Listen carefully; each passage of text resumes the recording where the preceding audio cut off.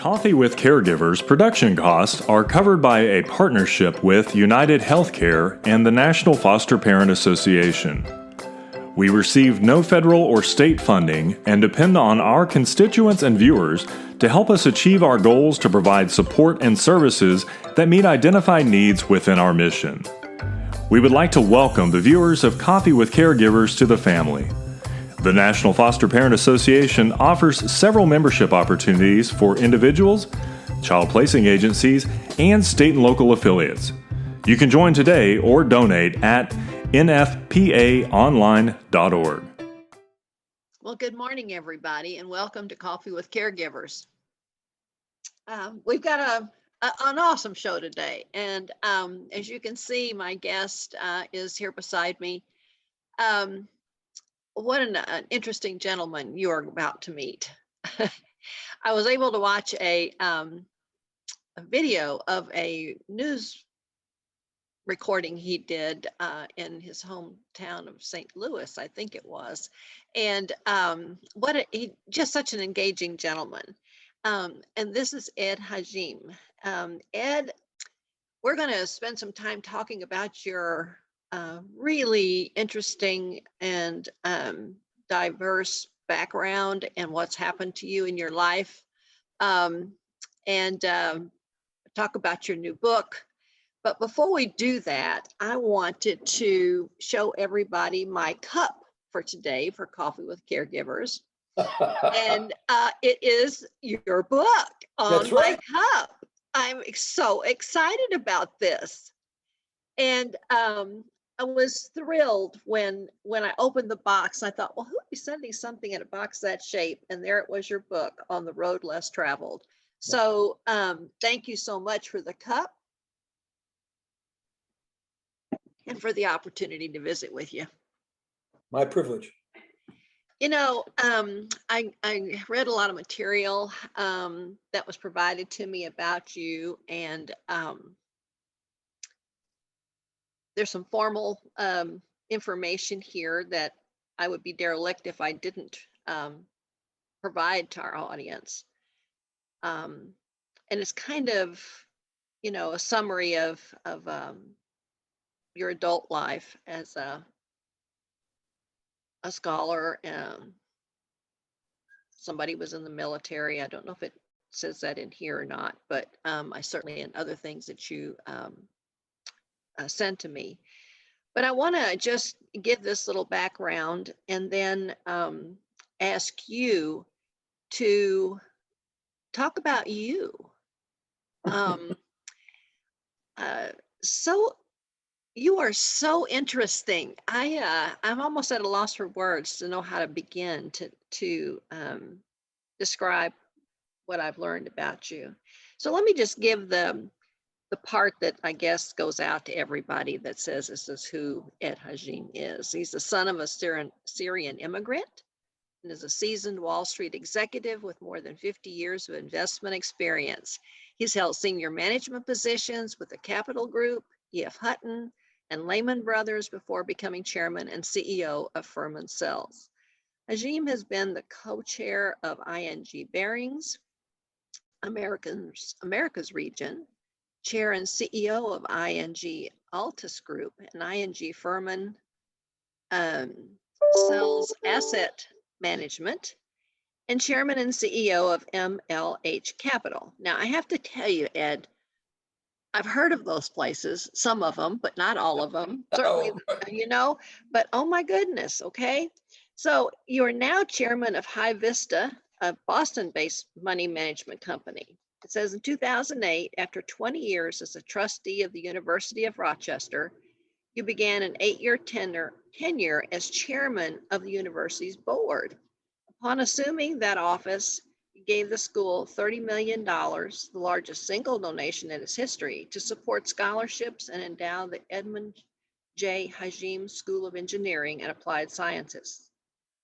Through the Hajim Family Foundation, he has made generous donations to organizations that promote education, healthcare, arts, culture, and conservation.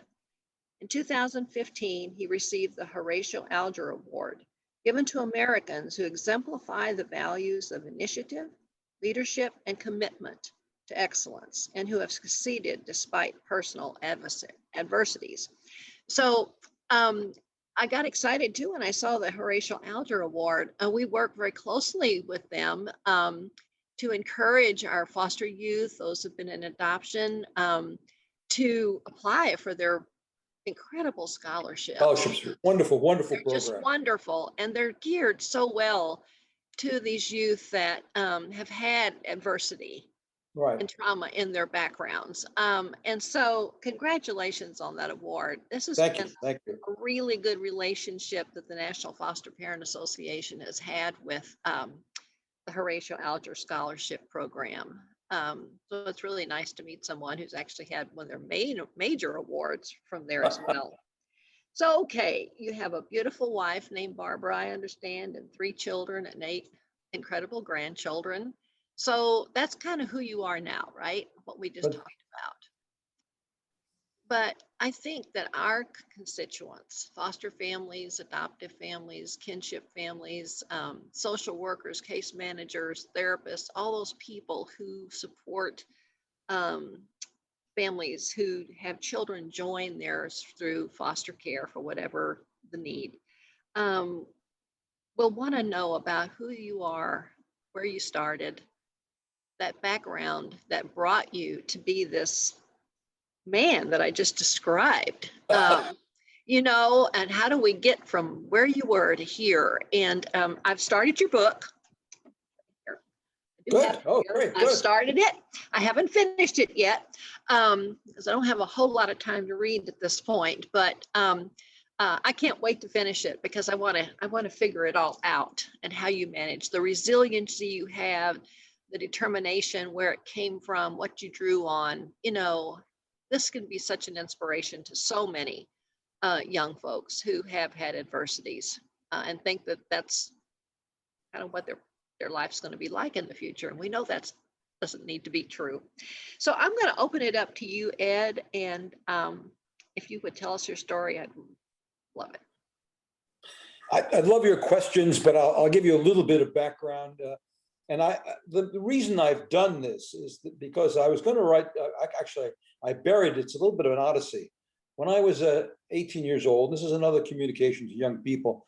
You have a decision when you go to college, whether you want to live with your background or bury it. And I decided to bury it. And somebody's mother said to me, you know, a little bit of denial never hurts. And for me, it was very good because I didn't have to deal with it. I went to college and I said, my father was a merchant marine. We lived in a post office box in San Francisco. My mother died when I was 3. That's what I believed. And that's it. And I would not discuss it. So I didn't have to deal with it. And I didn't get any, you know, I didn't get any sympathy. I didn't get things that I didn't deserve. So it was something, a decision. But fast forward 55 years, came the chairman of the board of trustees of the University of Rochester. The head of development said, we have to know about you. If you're going to give this gift and you're going to be the chairman. I said, I'll give it anonymously. He said, no, you have to find out about you. My wife then and my daughter and my 2 sons said, we really need the information for the grandparents because I hadn't told them either. My wife knew most of it, but not all of it. My children knew some of it, but not all of it. So I started to write, and when I started to write, and I handed out the galleys of the original information, people said, no, you can't just write 100 books and give them to your friends and family. This is something that can help foster children, adopted children, children that have grown up with very difficult backgrounds. And because basically it says that anything is possible. Anything is possible. So I'll give you a little bit of a briefing, because it is a story. The woman here in Florida where a book has been reviewed, she said, it reads like fiction, but it's actually real life. And as I read it, it seems almost fiction to me too at this point in time. When you get to be my age, you know, there's not a lot of things you know a lot about, except you know a lot about yourself. And writing has been very, very important to me, because writing down something and looking at it and saying, this is what I want to communicate. And then recognize that even though you think you've communicated the right thing, the person reading it has to get that information as well. Also, given that I buried it for so long, I had to separate facts from what I remember. And thank God my father had saved every letter I ever wrote him, and I saved every letter he wrote me. So it took us, you know, the odyssey has been about 7 years of struggle doing the research. So, wow. But anyway, it starts with my father, you know, and this is why I think that it's important that people recognize backgrounds. My dad came over in 1900 And somewhere around his 18th year, he got fascinated by the technology of the time, which was radio. And he went to work for RCA, did extremely well. And by 1929, he had become very successful. He owned buildings on 110th Street in New York. He actually owned an airplane, and he was very successful. And of course, from 29 to 32, everything went down. He lost his mother, which he was very, very close to. His father was okay, but his mother was the powerhouse. And she died during the recession. She couldn't handle the crash, and the neighborhood went into very difficulty. So she died, and he lost everything. As he said in 1933, he had his car and a box of cigars, and he didn't own his car anymore. He said the mortgage on it was too large, and he decided between committing suicide and driving to California. That's what he said to me. And he said, lucky for him, he drove to California because I wouldn't be here otherwise. So on the way, he stopped at a cousin's house in St. Louis, which turns out to be my other home.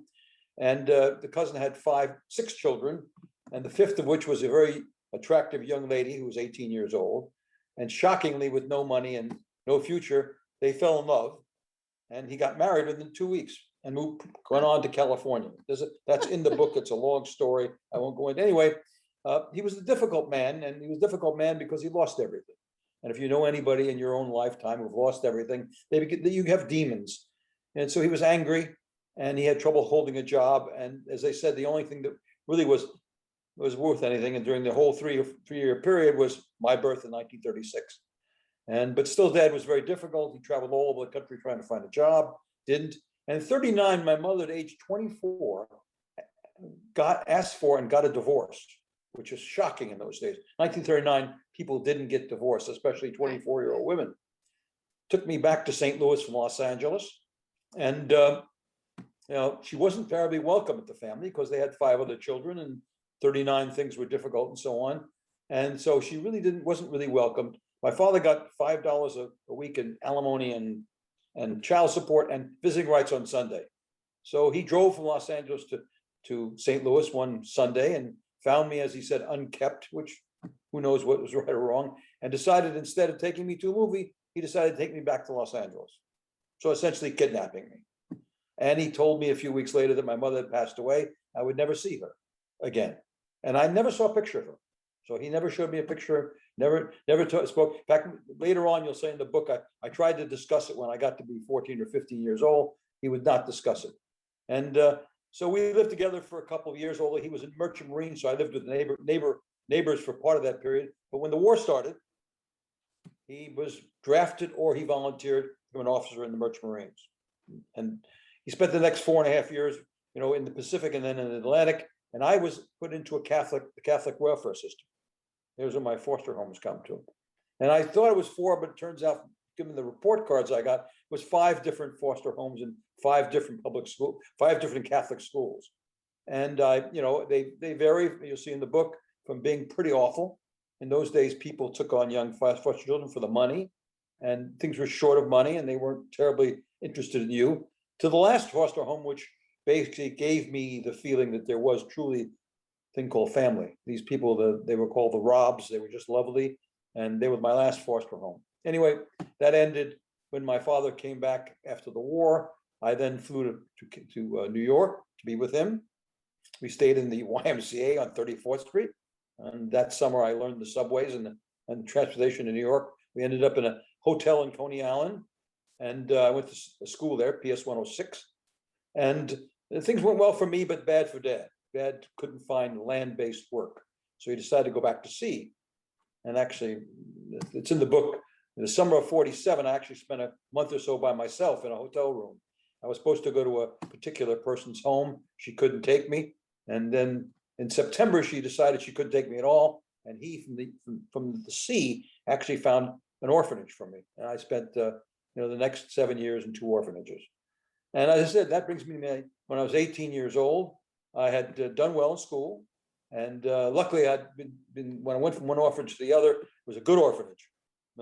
Because in those days, you could have ended up with the home for wayward boys, or reform school. But there was a social worker that took an interest in me, found out that I had good grades. And so she got me from an orphanage in Far Rockaway to an orphanage in Yonkers, New York, And the orphanage in Yonkers, New York was only 4 blocks from a very fine high school where all the kids went to, or 80% of the kids went to college. Wow. So I got the idea that why couldn't I go to college, and not just a public college? I wanted to go to a private college. And, I luckily got an NROTC scholarship, and that started my life in another direction. And for this time on, I've always been being a proponent of scholarships. I have scholarships at 7 or 8 different institutions, and I started very early giving money to kids that get to the point where they can go to college. So that was sort of my background.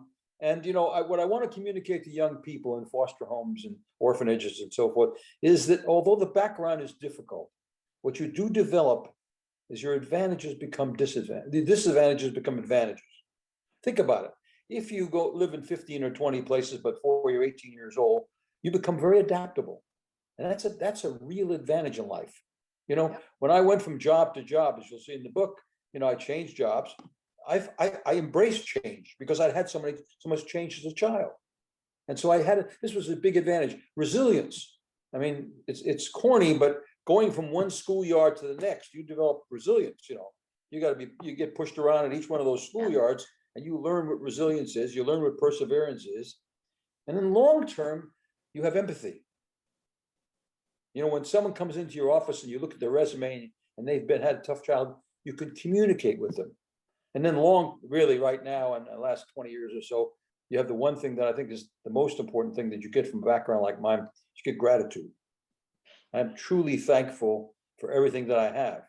And, and then with this book, which may be my 6th career, I can communicate this to young people, tell them that anything is possible.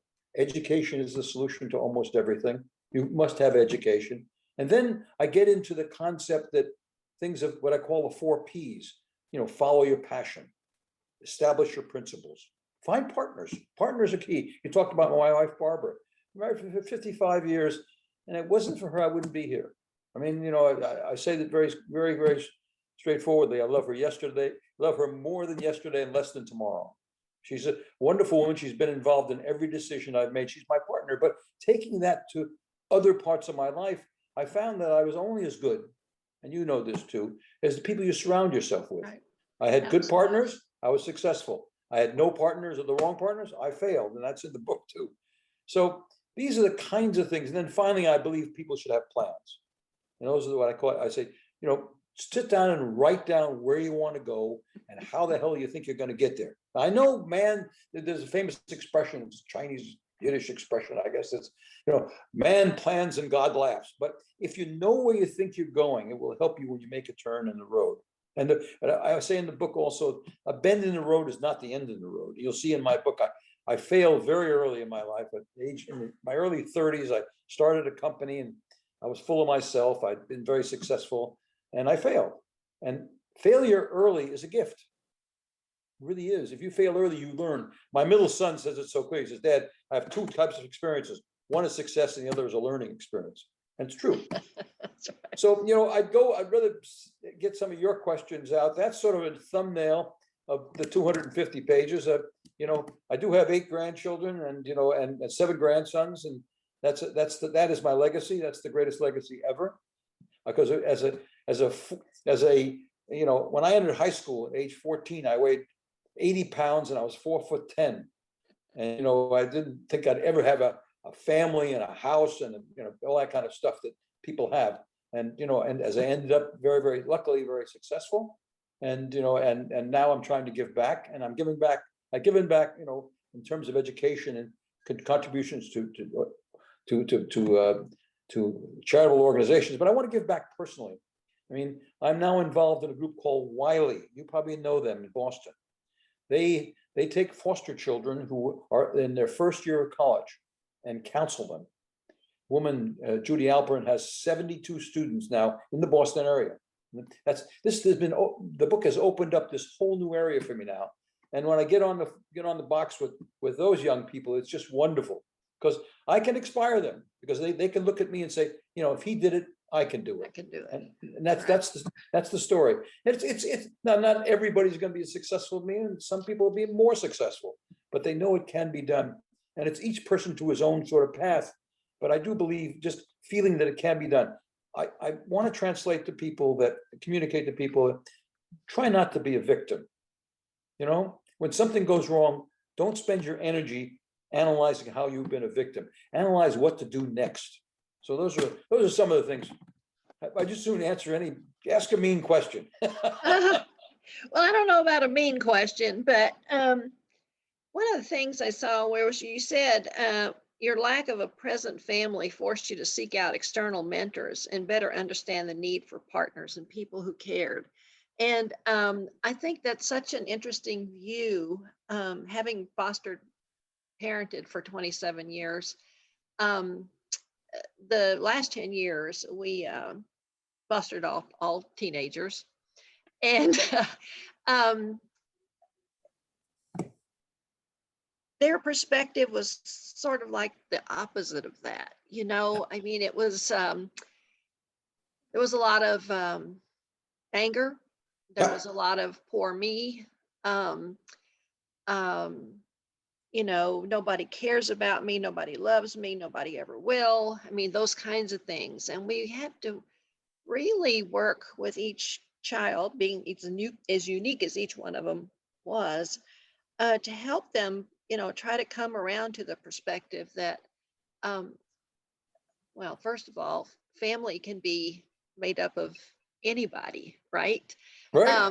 And we often used our family as an example because we found out a few years into our marriage, which is 55 years this year, by the way, as well, in July, that we weren't able to have children biologically. And so all of our children are adopted, and 3 out of the 4 through the foster care system. And so we've used our family as an example, and certainly we use step families examples and all of the various things that what the meaning of family really is, that it's not always biological. It's those people who you bring around you, who can love you and support you and help you be who you want to be. So I thought that was your ability to have that kind of insight early on, I think was so beneficial to you. And maybe it was because you didn't have family for so long, you know, and some of these kids don't even come into foster care until they're a teenager, and then they've lost it all, and they just don't see a way of getting any of that back. Well, that's why my example of not being a victim, if I can communicate that to them and that they can use the energy instead of saying, woe is me, or this is not really fair, why me? Take that energy and place it and think, what do I do next?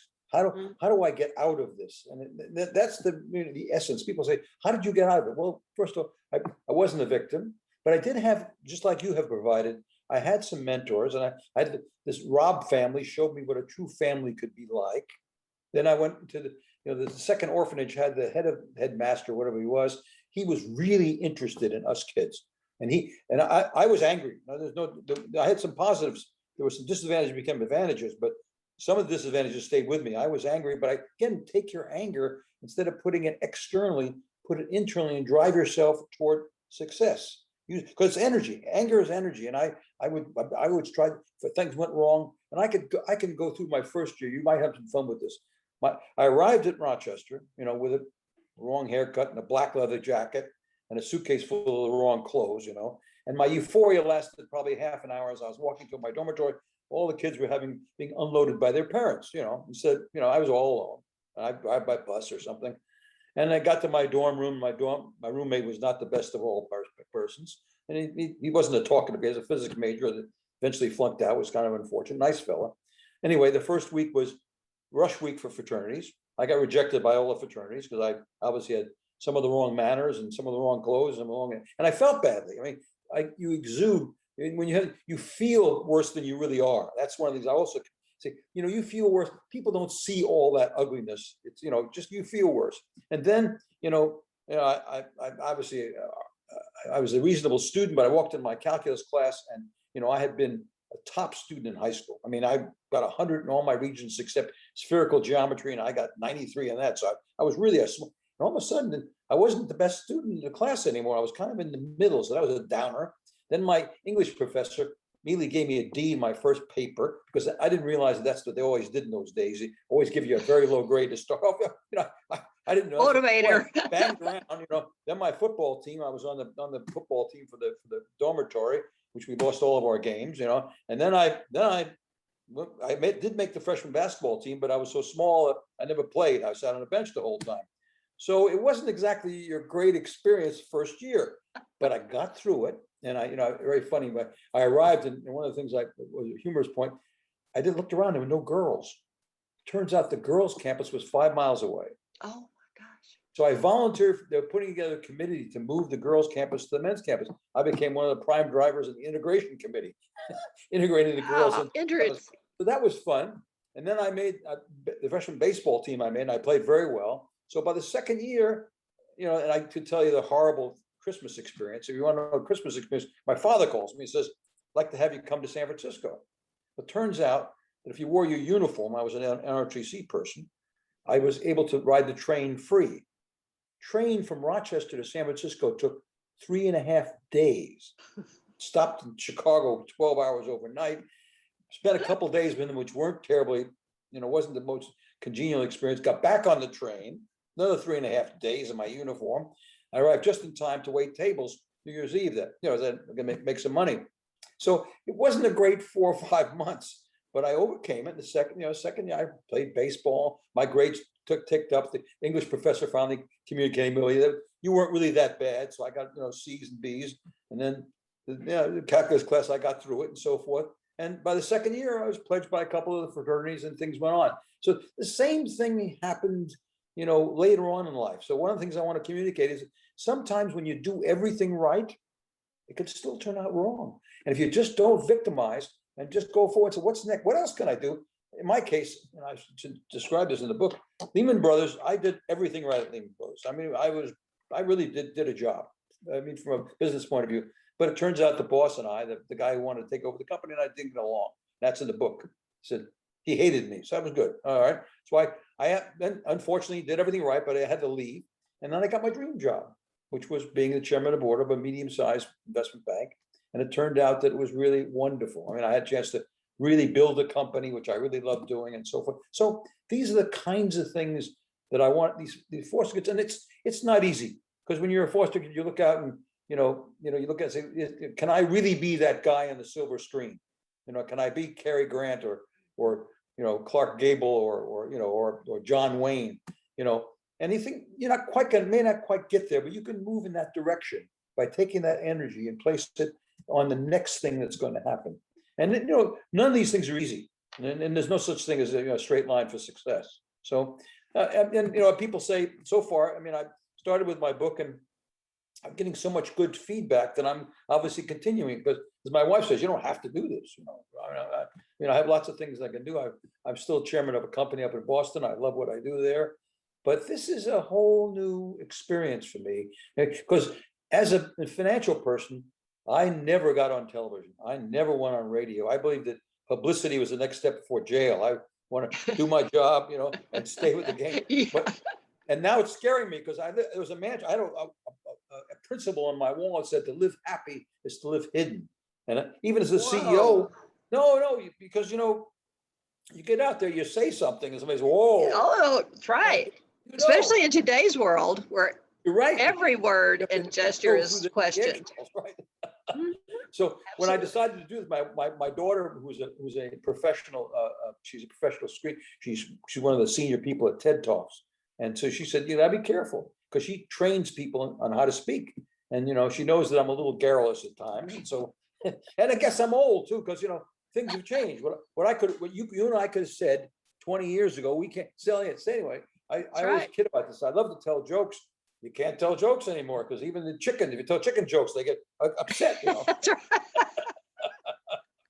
I know, there's such a freedom with being older and certainly a lot wiser, but freer to kind of say your piece because you figure out what could they do to me now, kind of thing. But I hear you. And so measuring words is very difficult for me as well. And because I like to say what I think and what I believe.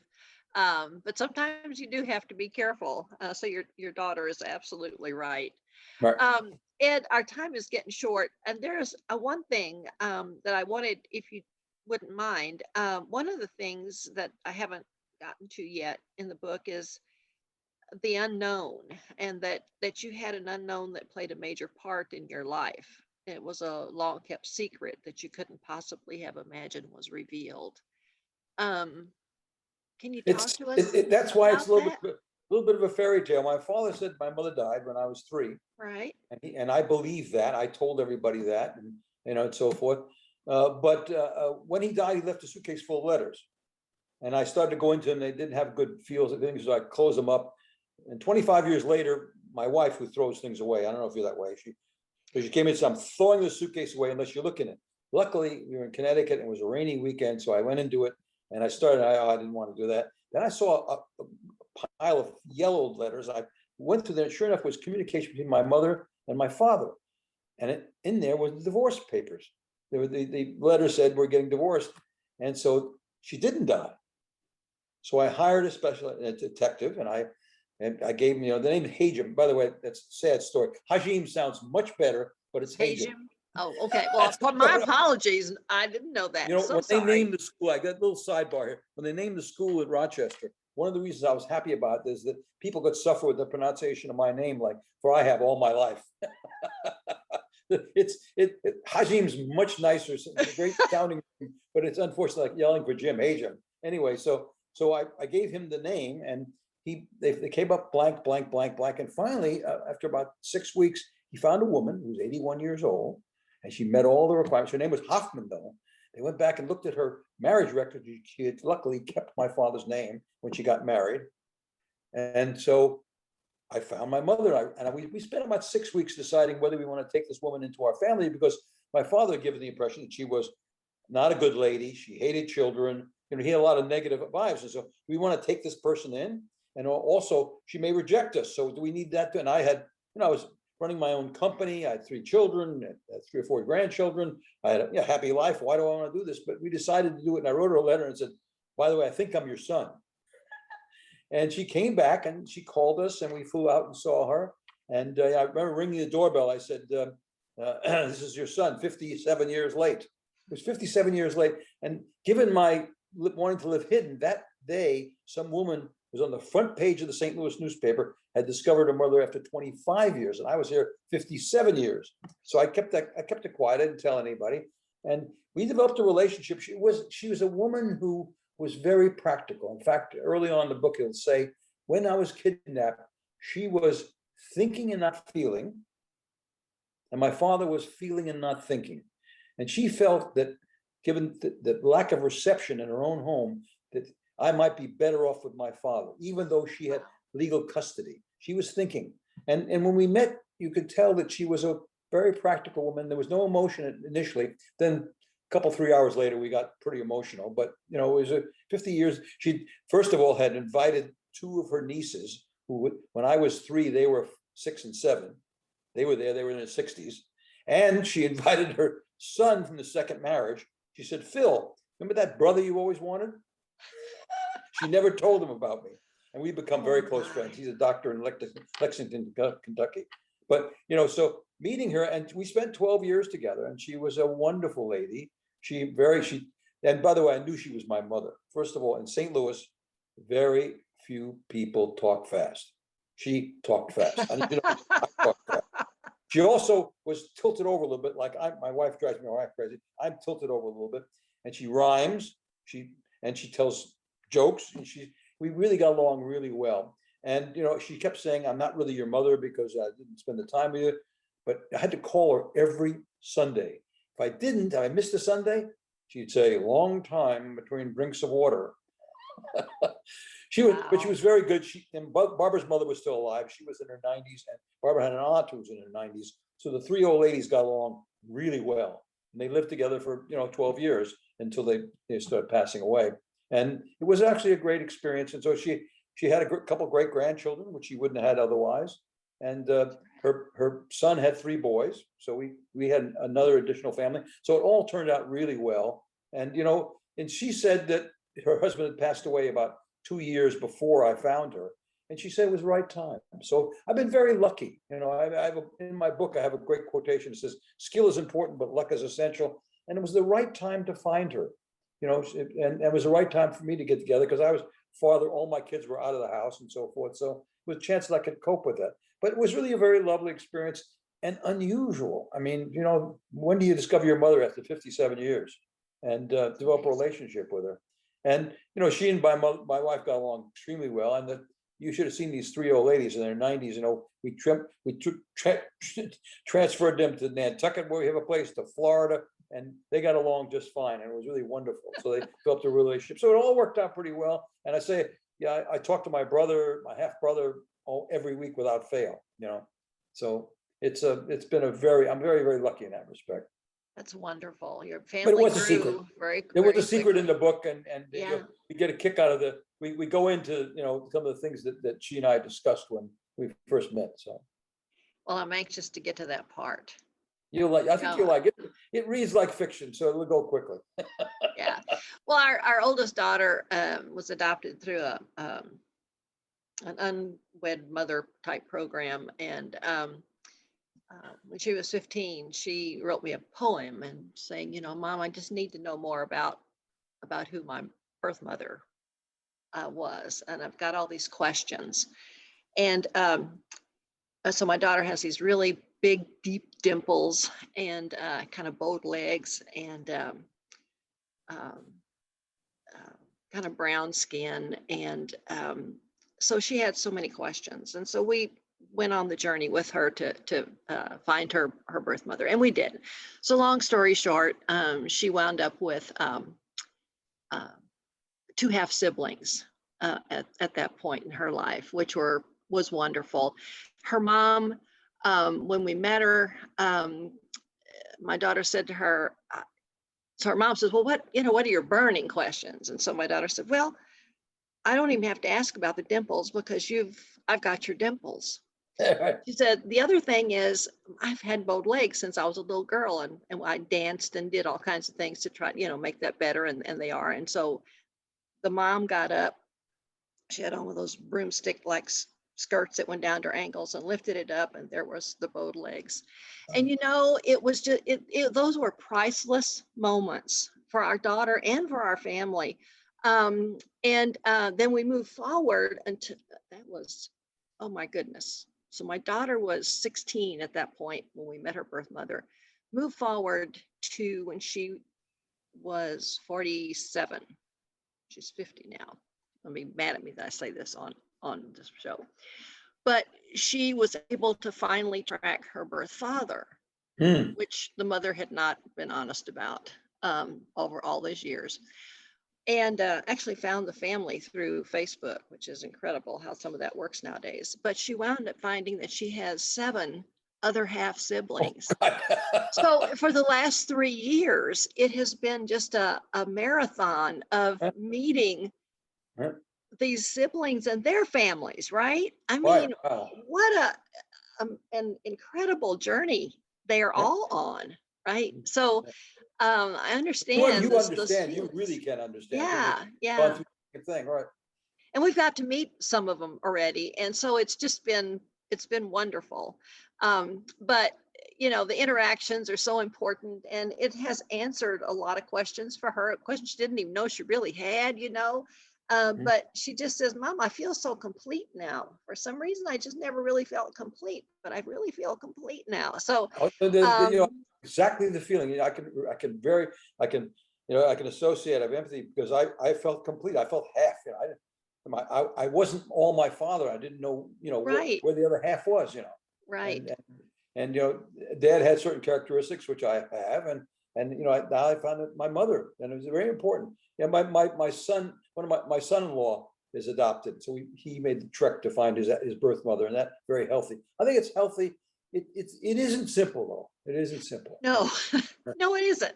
It can be complicated. We were careful through that experience, and the birth mom and I wrote letters to each other for a while, and then we had a couple of phone calls, and then it was time for her to write a letter to my daughter before they had a meeting. You made the preparation. We did it the right way. really were bad, and that's something you don't have to do, because it's hard enough, that was very, very, that's smart. And that's what we did. We struggled with it for quite a while because we didn't know her, but Right. the guy, my detective said she's just an ordinary lady. She's a member of a religious organization. She lives by herself. And, I got a good feeling that Dad had basically designed it a little bit more difficult than it was. So, Right.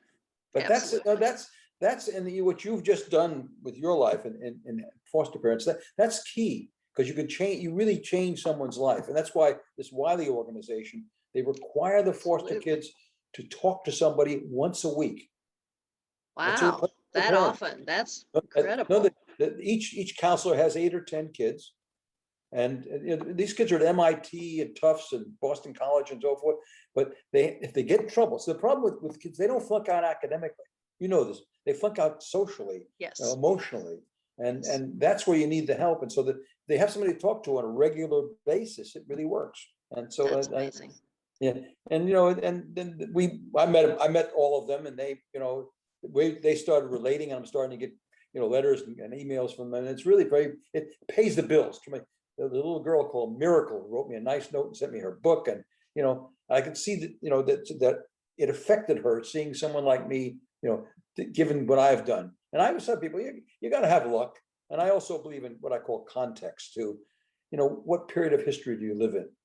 I lived in a very, very positive period of history. The 80s, 90s, and the 2000s they've been, this coronavirus is the first real problem we have. Think about, the Spanish flu in 18, the crash and the depression in the 30s, the war in the 40s. We have had relatively calm world. Although people don't think so, but it's been much easier. You flash back to the 40s and 50s. They were not easy times at all. So that's true. Well, Ed, our time is definitely up. Okay, but I did want to hold your book up one more time for folks and absolutely encourage them. I'm sure that folks will be really interested in getting it and learning about your amazing history. I've had over the top reviews. I'm almost embarrassed that some of my friends have said, it was a quote unquote page turner, which I couldn't believe that. Yeah, I was looking at some of those comments, and when I got the book, and I'm like, oh my gosh, well, this one I have to read. I have to put it on the top of the pile, and I did. So anyway, thank you so much for spending this time with me and the National Foster Parent Association, and just appreciate so much what you're doing to help youth and students continue their education and to feel supported. It's just incredible work. Thank you very much. Your work is incredible too. Now that orphanages have gone kind of out of business, you really have a whole area, a big requirement, because foster care is going to become much more important. And you change lives. I mean, there's just no two ways about it. Same simple. That's you change lives. Yeah. And there's some amazing families out there doing that every day, 24/7. I know. Thank you so much for taking the time. I appreciate it. And I'm glad I got a chance to see. This is one of the positives of writing this book. I get a chance to associate with people like you, people I've never met before. That's right. It's incredible, isn't it? Now I've got a new friend. That's right. A new friend. Exactly right. Okay. So well, Ed, if you like it, let me know. If you like the book. Absolutely. All right? Well, I hope we can keep in touch. Love to. Take good care. All right. Thanks you, everybody. Bye-bye. This episode is brought to you in partnership with our friends at United Healthcare. For more information about United Healthcare, please visit www.uhc.com.